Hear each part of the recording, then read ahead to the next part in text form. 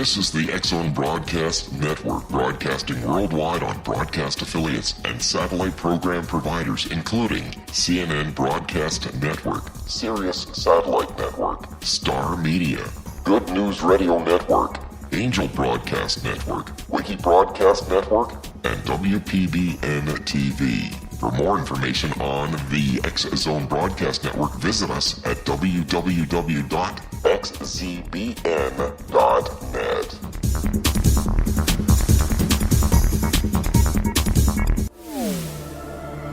The X-Zone Radio Show with Rob McConnell is largely an opinion talk show. All opinions, comments, or statements of fact expressed by Rob McConnell's guests are strictly their own and are not to be construed as those of the X-Zone Radio Show or endorsed in any manner by Rob McConnell, Relmar McConnell Media Company, the X-Zone Broadcast Network, its affiliated networks, stations, employees, or advertisers.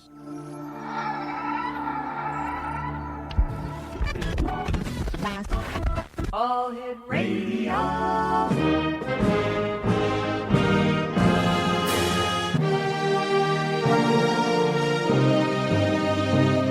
Welcome to the X-Zone, a place where fact is fiction and fiction is reality. Now, here's your host, Rob McConnell.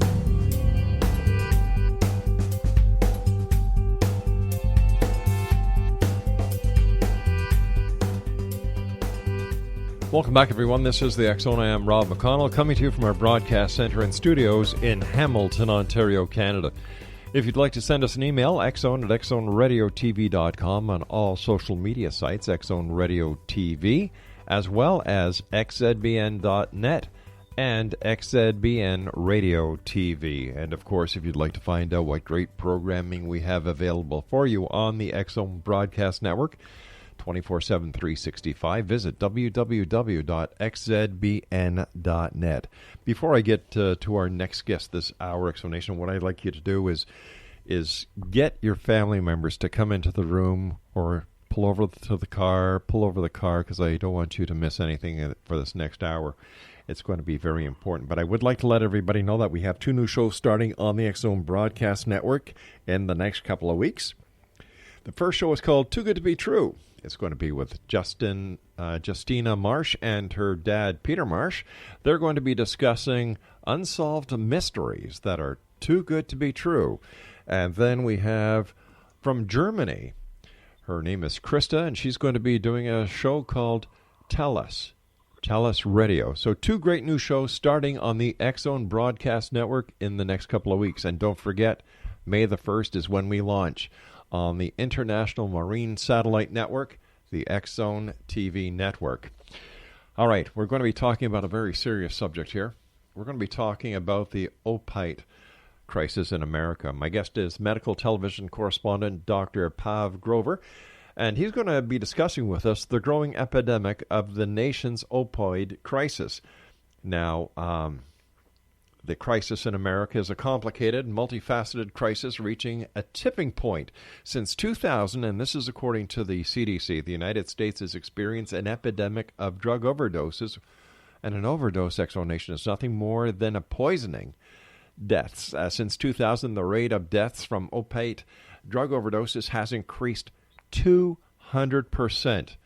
Now, this is a quote from our guest. Over the years in medicines, the pendulum of prescribing of opiates has shifted from an undertreatment of pain to overprescribing of pain medications, and now back to rolling back the writing of opioids,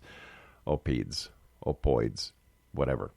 Bad pills. That also tells it. As a result of increased regulations, there are massive changes in opiate prescribing classifications and heightened scrutiny. Joining me now is Dr. Pav Grover, and Dr. Grover, thanks very much for joining us tonight here on the X-Zone to talk about this nice problem. To be here, Rob. Where do we start, sir? Well, let's start. If your listeners, everyone, if we just take it down to, this is not really a crisis going on TV. This is experiencing in our own family. Mm-hmm. And if you think we all know somebody in our family or a relative who's had a problem with addiction. Unfortunately, some might have had the experience of somebody overdosing. But at the same time, we also have family members that are suffering from severe intractable pain. So how do we put these two together and consolidate these two realities? And if we look at, we're going to talk about pain because it's very important. There's over like 100 million people just in the U.S. that have pain problems, and that number is getting worse. So we're not doing a good job in managing pain. We're going to talk about why we have pain, first of all, because nobody really understands that. And let's just go, and then we'll go into the drug addiction and what's really happening. It's not what you think is happening. It's something else. Now, you have experience as a police officer, right? So you know that the situation on the ground and in the field is much more realistic than when we start to put together data from statistics and different kind of things. So what's really happening on the ground is completely different than where the whole focus of the CDC, the government, is in terms of the opiate crisis, right? We'll get into that. So let's talk about that. What is chronic pain? Why do people have it? Because everyone wonders, is that in our head? You know, everyone's got some sort of pain problem. Sure. And the way to understand that is we all have acute pain. Acute pain is basically essential for survival. So, Rob, if you put your hand near a fire, your pain nerves will shoot off and you'll withdraw your hand so you prevent injury, right? So it's a life-saving. If we didn't have that, we'd have injury. So think of it like a car alarm that goes off when somebody's trying to jack your car. All right, okay? Pav, That's I hate to do this pain. to you, my friend, but you and I have to take a break. Please stand by. Exonation, our guest this hour is Dr. Pav Grover. Here's a couple of websites. Inovospine.net, that's INOVO spine.net, and his YouTube channel, very educational, Paging Dr. Grover. That's Paging Dr. Grover. Check them out later on tonight, not while we're talking, because what Dr. Grover has to say is very, very important. This is the X Zone. I am Rob McConnell. Don't go away.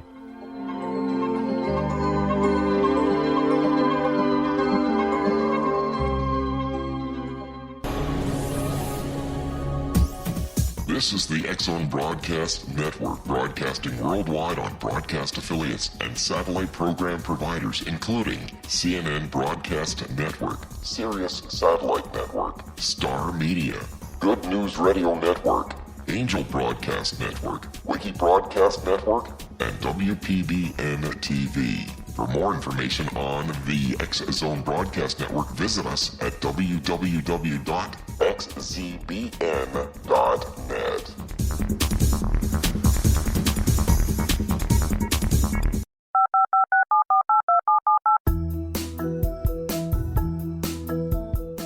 Did you know that when you're on the road with limited data or Wi-Fi, you can still listen to the X-Zone Radio Show with Rob McConnell, The Science of Magic with Gwilda Wiyaka, X-1, Dimension X, Space Patrol, and every minute of the X-Zone Broadcast Network by calling 213-401-0080, courtesy of Audio Now. No smartphone, app, or internet needed. It saves your data plan, and it's free if you have unlimited minutes. Call 213-401-0080 to listen on any phone, anytime, anywhere. Remember, 213-401-0080 for the best of the paranormal, parapsychology, and sci-fi radio programming anywhere, 24/7, 365.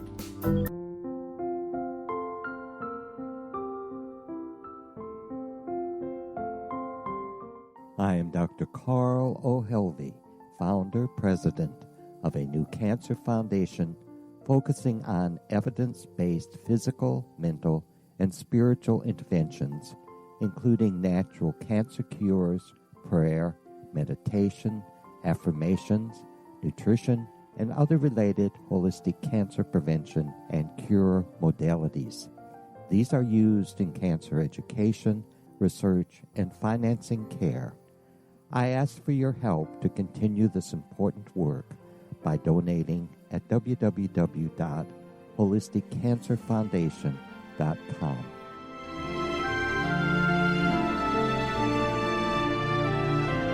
Hello, I'm Pete Marsh. With my daughter Justina, we will be presenting the new radio show, Too Good to Be True. If something seems too good to be true, it usually is. But with the help of Justina's amazing gifts, we're going to gain insight into questions that don't yet have complete answers.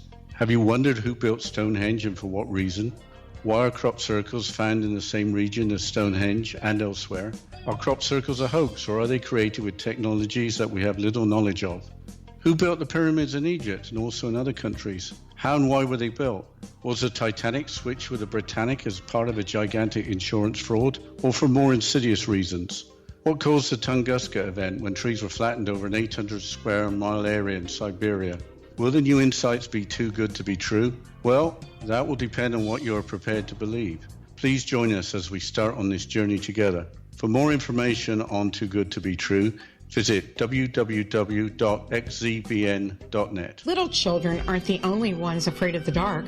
Millions of soldiers return from war zones with PTSD, anger, frustration, fear, and loneliness, much of which surfaces during the darkness of the night. You have the chance to change the lives of these American heroes. Songs and Stories for Soldiers.us provides free MP3 players for these men and women. With a list of 3 million songs in 16 different styles, 100,000 audiobooks, and 30,000 old-time radio programs, every veteran can find something to soothe and comfort them at no cost. All our players contain an 8-hour audio program designed to help veterans fall asleep. With 1,500 plus vets now participating, it's our goal to deliver 10,000 audio players this year. Go to our website at songsandstoriesforsoldiers.us. Help us help a veteran make it through the night.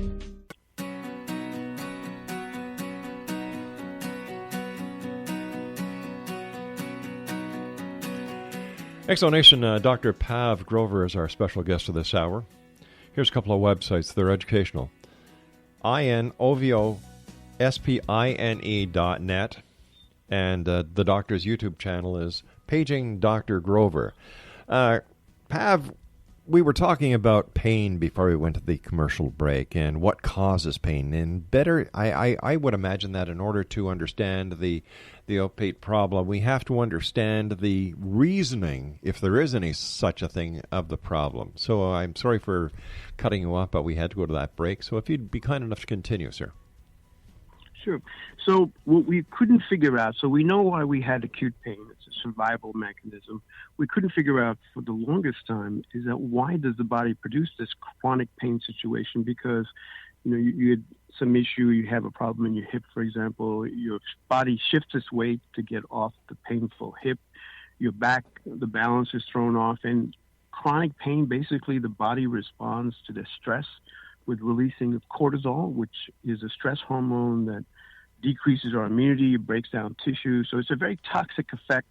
And then once you can't do things that you used to, it starts to affect your relationships, your productivity. So it's a very destructive cycle. So, all these talk about when people have a legitimate pain problem to say, well, it's in your head or you just have to live with it. People don't realize how destructive pain is. So what we learn, the reason that we have chronic pain is that it's a dysfunction in the circuits that transmit the pain fibers. Think of it like that car alarm that we talked about. Right. This time the car alarm is going off without anybody jacking with your car, right? So that sets this whole process in motion.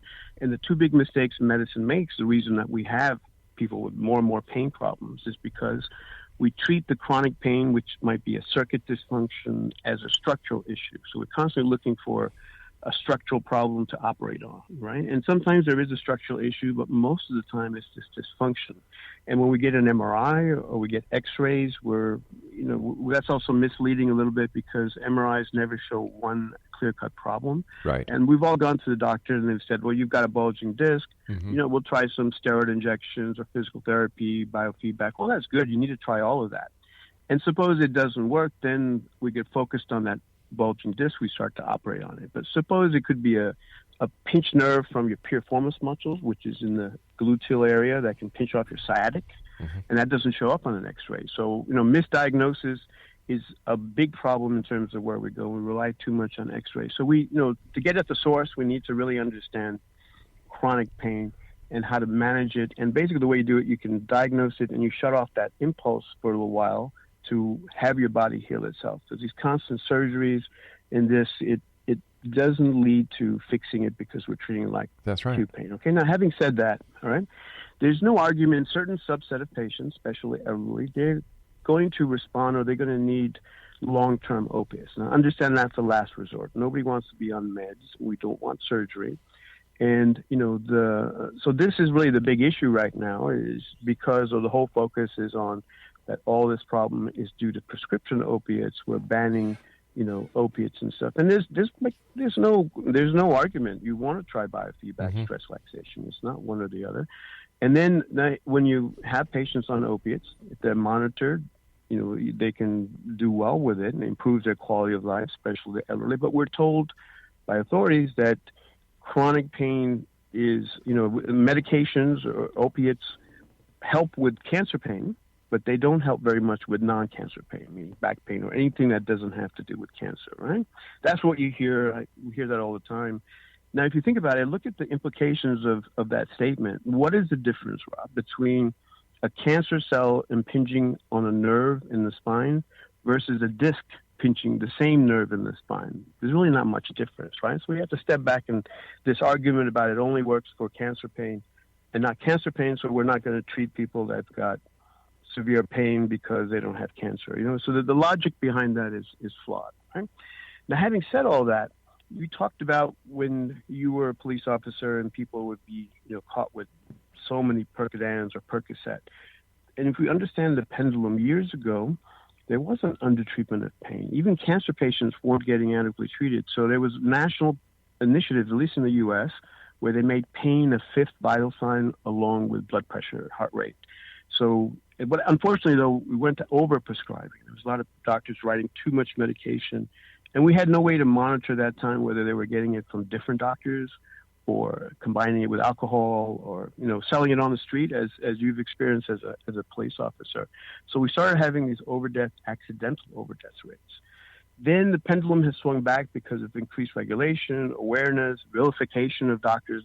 But what's happening now is that every doctor, legitimate one, are afraid to write medications, right? Because they're being vilified and threatened to be put in jail. So what's actually happening now is when this restriction came down on medication, and we needed that, to be honest with you, the price of diverted prescription opiates skyrocketed, right?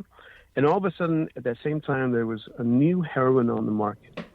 And previous to that, the heroin was sticky and tar-like and had to be injected. But the new heroin was, as we talked about before, was powdered, and it could be snorted. So people who were afraid of needles, it diverted that. And then drug dealers were cutting it with a stronger medication called fentanyl, which at least in the U.S., they get that in the mail from overseas, and they cut the drugs with it. And at first glance, it doesn't, like all these overdoses, the CDC, and here's why I think people are misled a little bit, right? So the CDC says that 91 people die a day from opiate overdose, right? And then they say, we have to stop doctors, and it's all due to prescription opiates. But if you break down the numbers, that term, opiate overdose, includes prescription drugs, it includes heroin, and it also includes illegal street fentanyl. So it's all mixed together in that one rate. And what's really happening is that it's the heroin that's exploding. In Canada, we're talking about before, 90% of the heroin in Canada is from Afghanistan. And it's this new powdered form. So it's like a perfect storm of overprescribing that led to now pulling back, economic issues, depression, relationships, combined with this new heroin on the market, with this fentanyl that's being cut. That's really what the crisis is. And we need to focus on that. And, because if we restrict legitimate patients from legitimate doctors, these patients, if they're going to turn to heroin, that's really what's happening because it's cheaper and it's more available. But can we blame the entire crisis just on the pain and then flowing over into the drug market? No. Or can we also look at Or can we also look at the legalization by certain governments of marijuana, and is there actually a connection between the legalization of marijuana, the medical use of marijuana, and the increase of opiate overdoses and abuse? That's an interesting angle.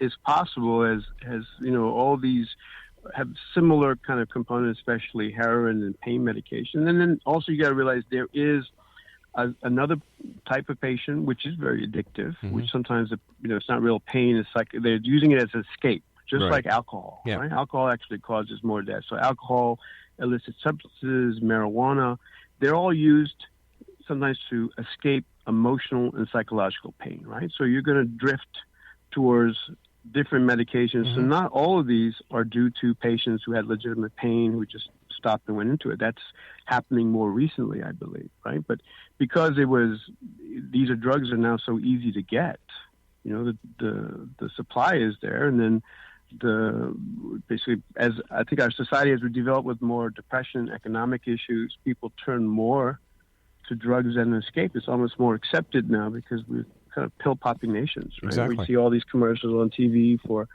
if you have depression, you take this medication, and then right after that will be a commercial from the lawyer that says, if you took this medication, you have this side effect, call this number. So it's right after that one. So it's like it's spawning an entire new industry. That's right. So you have two supportive industries. Right. It's kind of funny. But yet the medical community is being looked at as the cause of all this. And I don't believe the medical community is. I don't think Big Pharma is either. I think that there are underlying villains at work here, and that society is saying, well, geez, the doctors are overprescribing, and the pharmaceutical company is making it too easy for the doctor to overprescribe. And to me, that's all wrong. Now that narrative is right. All the blame is being put on pharma and doctors, and I have to agree. Like in the years of overprescribing, yes, doctors were prescribing too much. That was years ago.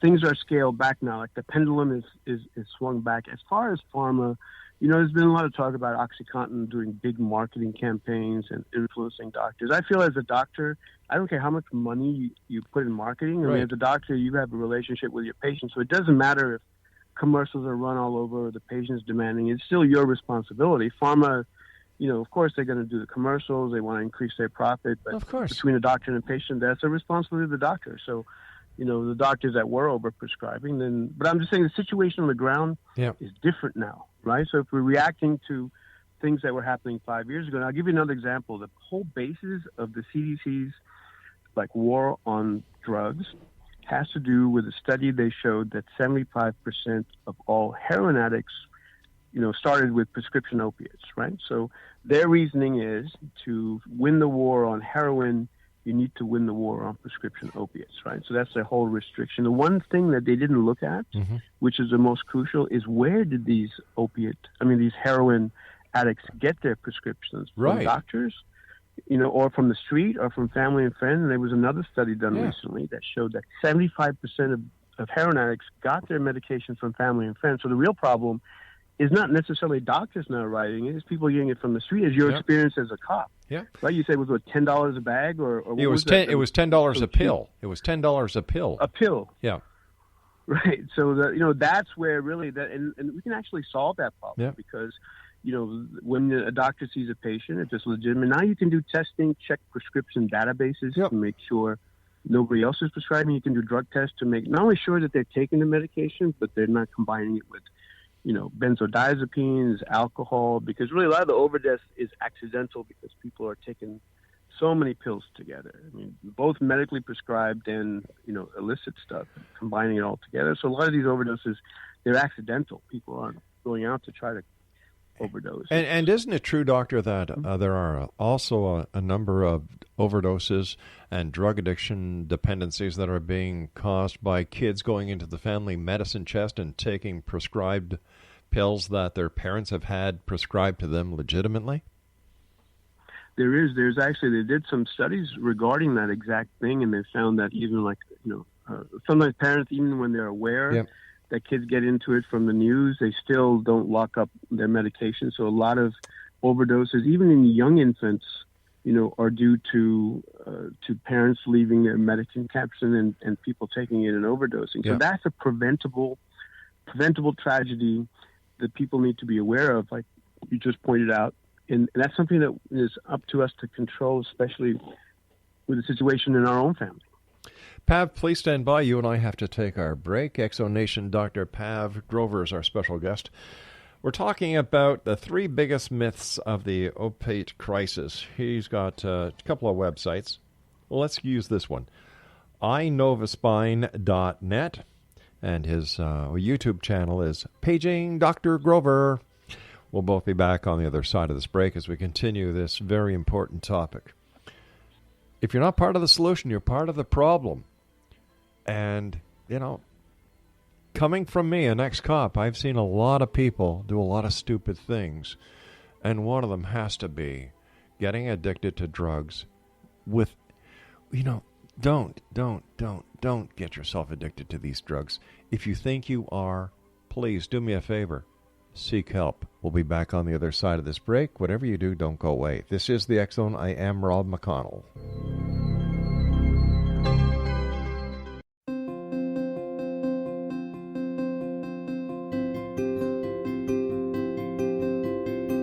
Dreams are our personal gateways into infinite wisdom. Don't miss shamanic counselor and indigenously trained dream decoder Sandra Corcoran's inspiring book, Shamanic Awakening Between the Dark and the Daylight.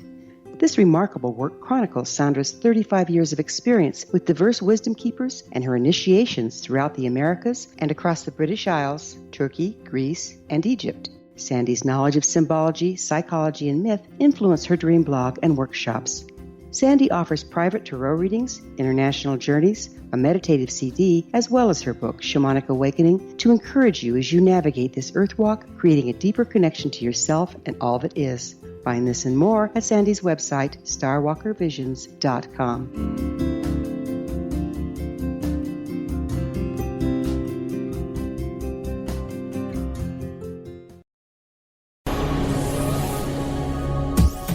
This is the X Zone Broadcast Network, broadcasting worldwide on broadcast affiliates and satellite program providers, including CNN Broadcast Network, Sirius Satellite Network, Star Media, Good News Radio Network, Angel Broadcast Network, Wiki Broadcast Network, and WPBN TV. For more information on the X Zone Broadcast Network, visit us at www.xzbn.net.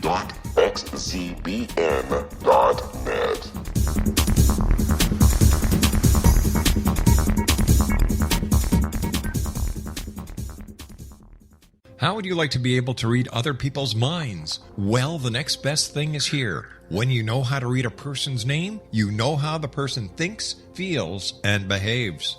Each letter in our name holds a key to unlock our true essence. Our name contains both our gifts and challenges in this lifetime. Mnemology science discovers personality secrets hidden in the placement of the letters of our names, including the first and last impression people remember about us. Sharon shows us how to interpret the arrangement of letters as outlined in her book, Know the Name, Know the Person. Sharon Lynn Wyeth created mnemology science after 18 years of research and testing her theories, and has supported thousands of people around the world in understanding themselves and others better. You'll enjoy Sharon's unique teachings as she shares her system to learn the gifts behind your given birth name. Even if you don't like your birth name, there are jewels in this book.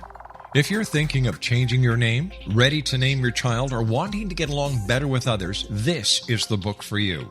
If you'd like to improve your relationships and change your life for the better, get the book today, Know the Name, Know the Person, or visit www.knowthename.com. That's www.knowthename.com.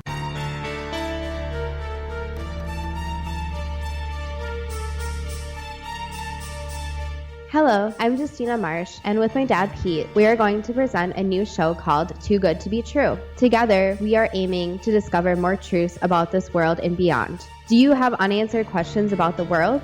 Do you ever wonder about aliens, conspiracy theories, or the universe? There are many shows discussing subjects such as pyramids or UFOs, but we want to relay this information based on our own research, including from spiritual means. Hopefully, listeners will be helped with their own beliefs and will appreciate the psychic insights that add to the previous research and information. We both look forward to sharing this insight and beginning this journey with our listeners. Visit xzbn.net for more information about when to listen.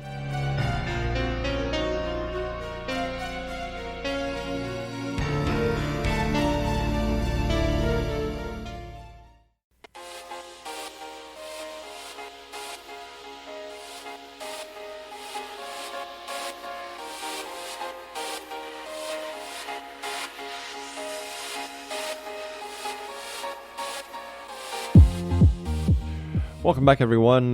Dr. Pav Grover is our special guest. We're talking about the three biggest myths of the opiate crisis. And so where do we go from here? Look, we know that there are synthetic chemical manufacturers in China that are just trying to beat the system. You know, people at Customs and Borders and Border Security, Homeland Security certainly have their hands full trying to stop it from coming into the U.S., as well as our own people up here in Canada. The chemists of the manufacturing plants where they make the designer drugs are trying to keep one step ahead of the rules and regulations so that their synthetic drug does not meet with any of the criteria within the FDA, so they can't import their drugs into the United States. But where do you think the real problem lies, and where do you think, Pav, that we should actually put the microscope? Take it off the doctors. Take it off of the pharmaceutical companies. Where should that microscope go? So first, as you said, that we have to do a problem solving of this, right? To problem solve, we need to know exactly what's happening on the ground now. So the problem is, we've got the doctors are now pulled back. They're afraid to, right? We don't want to put the hammer on them because that means some legitimate pain patients are going to suffer, and then we're just driving them into the street, right? There's now testing that you can do to make sure patients are not mixing it with other medications and taking it and not getting it. So there's safeguards that doctors, it should be mandatory, right? If you're going to prescribe pain medications, you have to do these things to protect your patient. But isn't it true, Pav, that if a patient doesn't get the drug from the doctor and they feel they need it, they'll go and get it on the street? They will get it on the street.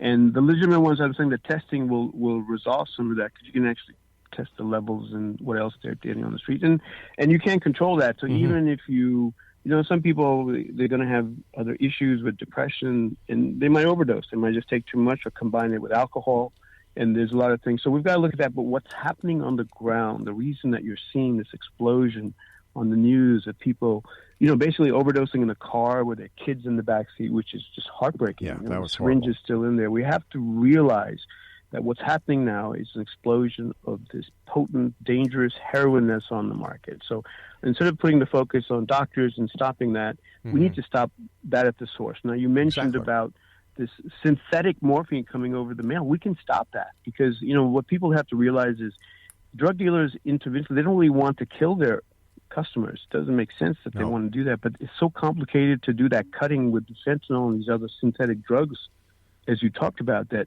inadvertently they're putting too much. There was a case of a lady who went to get street Xanax, not even narcotics, and she died immediately because the drug dealer put fentanyl in the drug, and she died like instantly, right? So that's really where we have to put the focus. Stop the mail from bringing in this stuff over, and go to the source of heroin.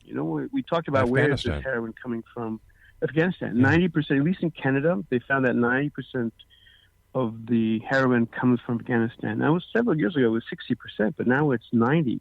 So that is such an addictive, dangerous medication because of the potency and being cut with these different drugs, that this is not something that we can manage, right? That's the other thing, that if we get more rehab, and which we need, more Narcan. But this is a very dangerous thing. As a cop, you've seen that on the front lines, right? You've seen addiction. And so we have to stop that source, whether it's in Afghanistan, whether it's in South America.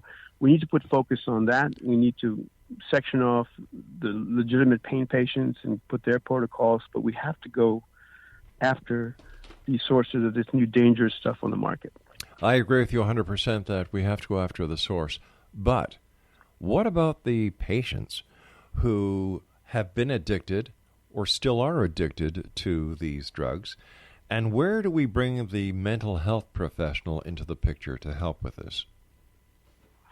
Certainly, that's actually the key. I'm glad that you mentioned that up. So the person, there's three categories of patients, that are taking pain medications. You could say one is who's got pure psychological, emotional, addictive issues, and they're taking it for escapism. Whatever illicit the drug is, it doesn't matter. Sure. Right? It could be heroin, pot, ecstasy, whatever it is. So that needs a full drug rehabilitation, psychological support to get off those medications. So then you have the legitimate pain patient that doesn't have a lot of those issues, which opiates have become, an improvement in quality of life. So we've got to separate that. And they don't have necessarily strong addictive issues that can be managed. And then you have the complicated patient that's got a real source for pain and an addiction. So those are going to require a multidisciplinary approach with psychologists and different kind of things. So once we can categorize in terms of what the issues are, we need more efforts with addiction and really kind of getting out of the pill mentality, because we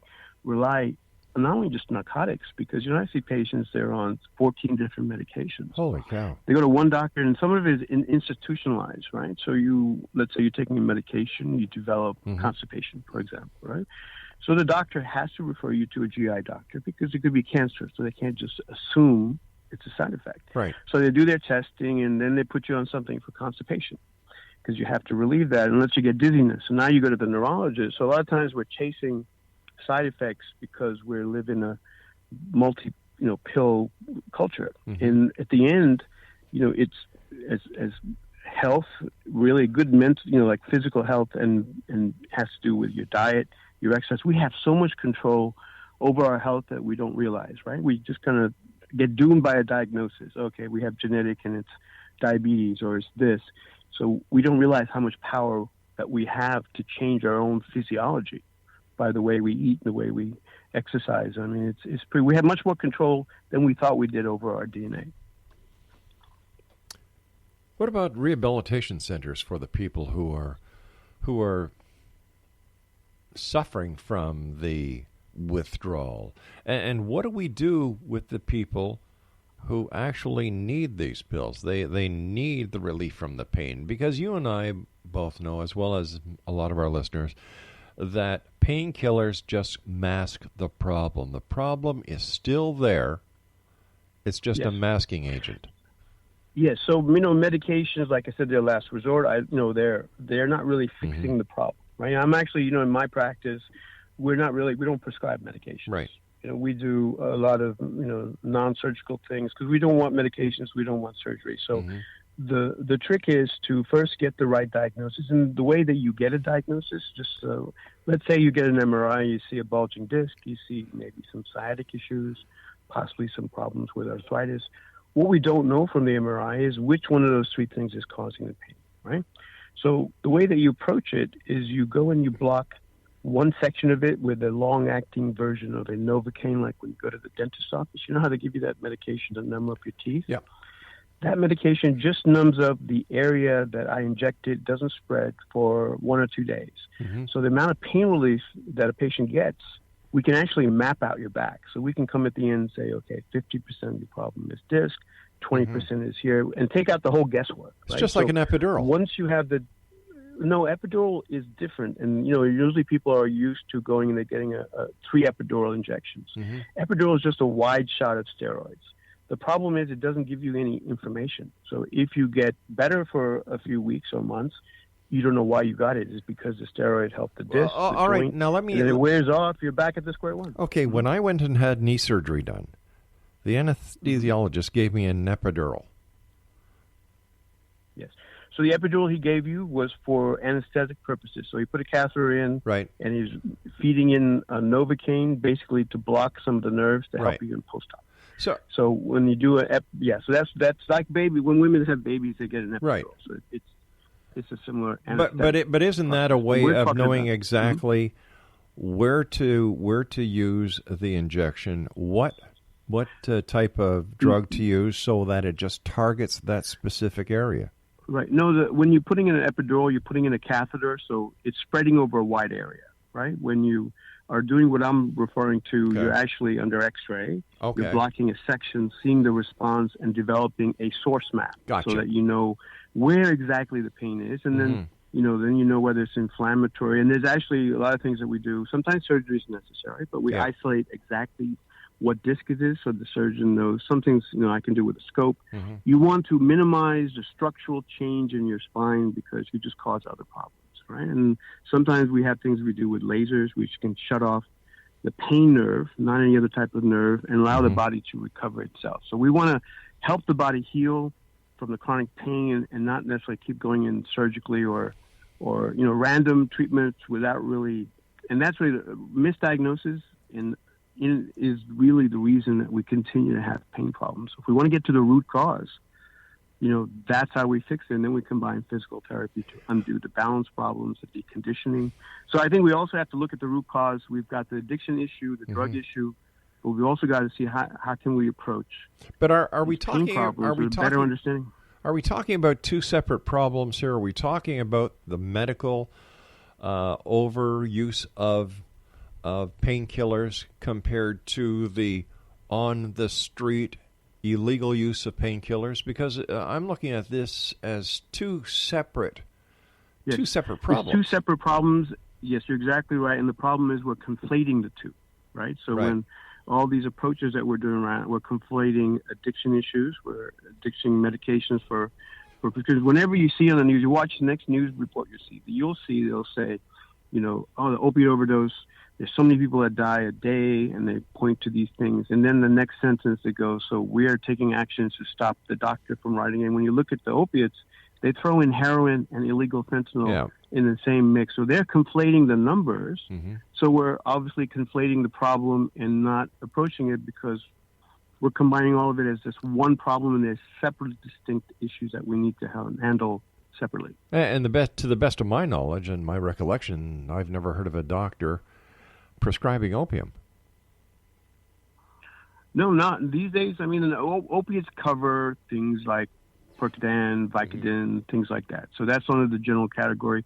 They also put heroin, and nobody prescribes the heroin. You can't prescribe it as a prescription.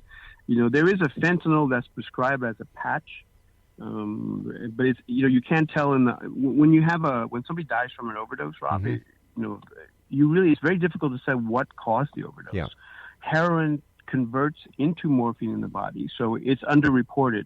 So that's what I'm saying. What's really happening in this exact moment is most of these deaths are due to illegal heroin, this illegal fentanyl, and that's really the thing we need to address. Sure. That's really what's causing these issues.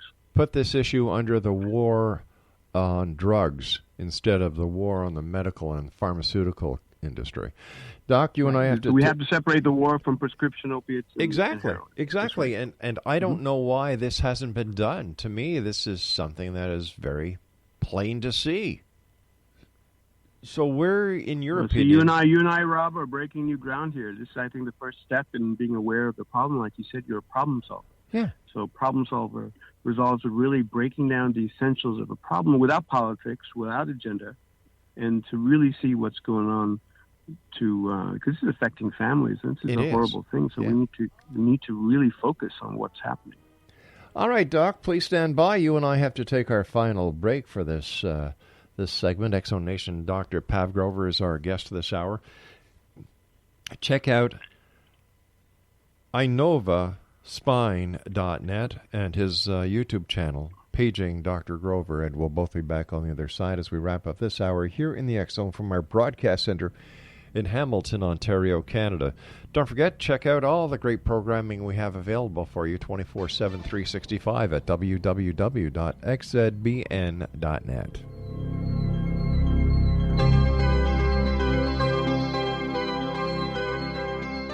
Hi everyone, Rob McConnell here, and I wanted to spend a moment on internet streaming. Everybody has heard about internet streaming, but not many know much about it. Did you know the internet streams just about everything? Movies. From new releases to old classics. TV shows. Almost every show, every episode, and much more. But the question has always been, how do you do it? Well now, thanks to the folks at 123 Ready TV, I have the answer for you. They have developed a simple program app, 123 Ready TV, that you install on your Windows PC, Android smartphone, or Android tablet that can have you streaming like a pro in less than 5 minutes. You truly won't believe how much is available or how easy it is to do until you try. And for a one-time cost of only $19.99, this product is a real winner. To learn more about 123 Ready TV, visit our website at www.xzbn.net.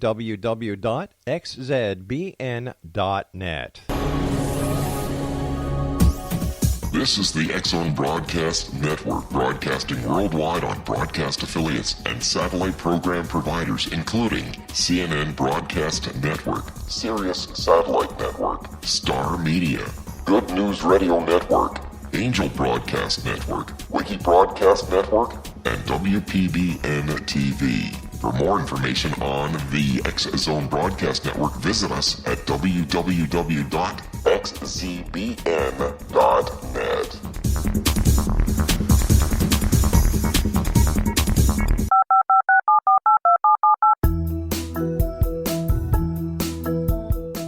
Did you know that when you're on the road with limited data or Wi-Fi, you can still listen to the X-Zone Radio Show with Rob McConnell, The Science of Magic with Gwilda Wiyaka, X-1, Dimension X, Space Patrol, and every minute of the X-Zone Broadcast Network by calling 213-401-0080, courtesy of Audio Now.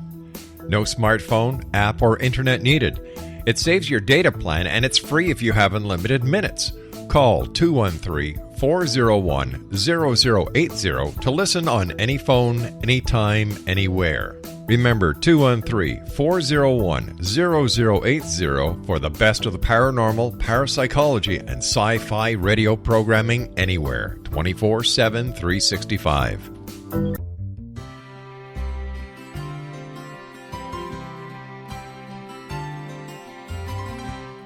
True healing must address 4 levels: physical, emotional, mental, and spiritual, for us to live joyful and productive lives. We tend to treat 3 of the 4, leaving the spiritual languishing. If you're tired of the same dysfunctional patterns cropping up in your life, Soul Balancing is for you. Trixie Phelps, owner and founder of Soul Balancing, is a naturally gifted energy healer trained in numerous esoteric forms, including shamanism. Trixie has created a powerful modality that safely and effectively clears your energetic field. A Soul Balancing session can remove interference, heal trauma, and restore your hope. Contact Trixie for a life-changing long-distance session today, www.soulbalancing.world.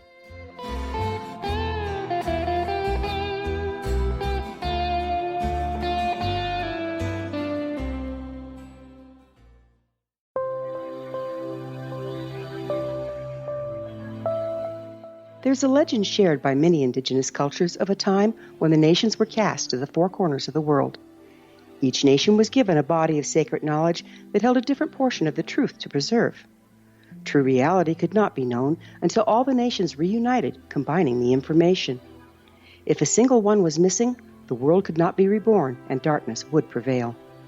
The Science of Magic Radio is dedicated to reuniting the sacred knowledge. With the understanding, none of us has all the answers, but together we can open new perceptions and possibilities. Through our combined vision, the world can be reborn into a place where darkness no longer prevails. Join me, Gwilda Wiyaka, and the Science of Magic daily on the X-Zone Broadcast Network, xzbn.net, or visit us at thescienceofmagic.net.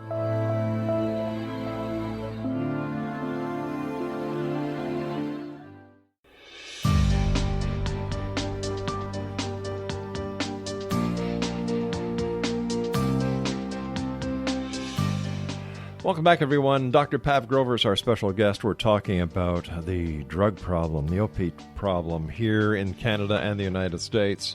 First of all, Pav, thank you so much for coming on the show. It's been a great pleasure having you on the show. And I would just like to share with our listeners that in response to your great work in pain management and humanitarian efforts, you were given a national award at the White House from President Clinton and First Lady Hillary Clinton. Congratulations on that. Thank you.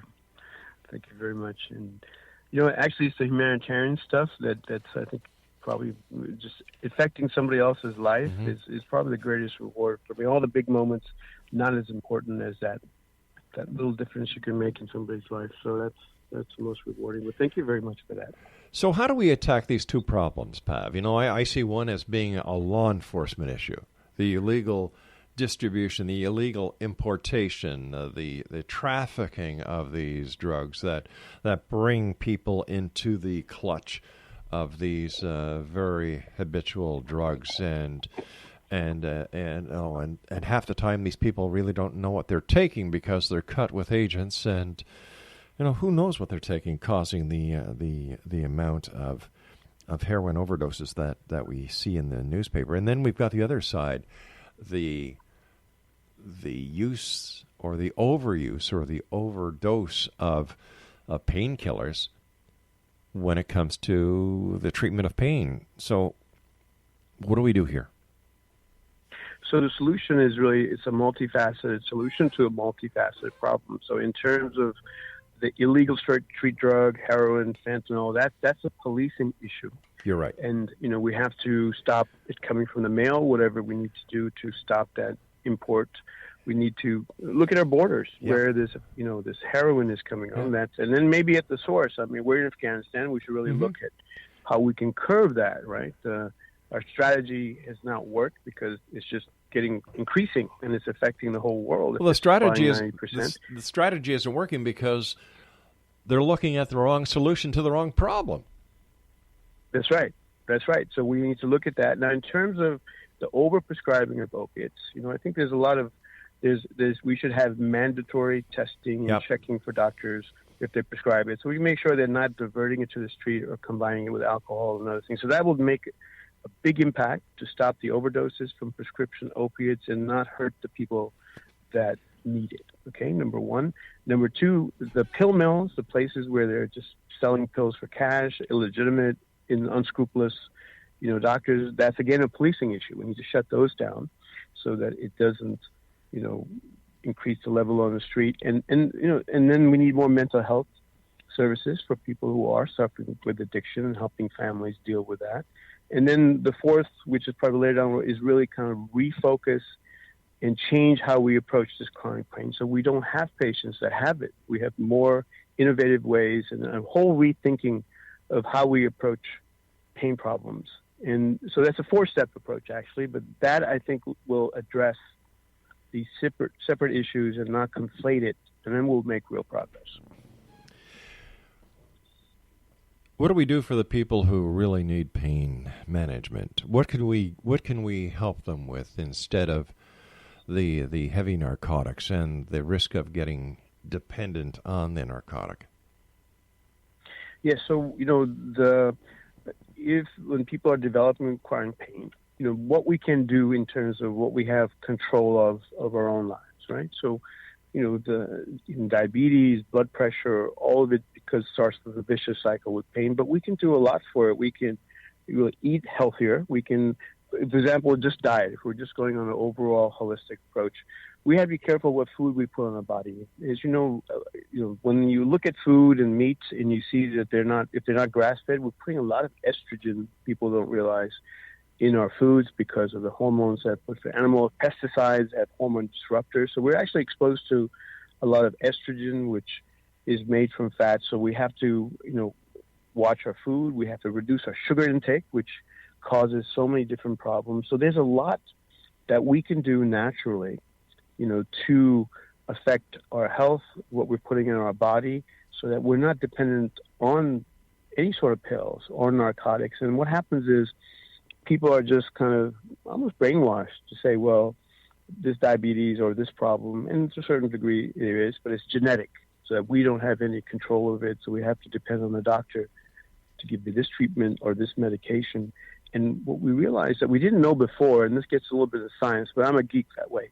So, with science, a long time ago when we were in medical school, we were taught that the nucleus, which is the center of the cell, is where the DNA is, and that controls everything. So whatever disease you get, your personality, and we have no influence of it.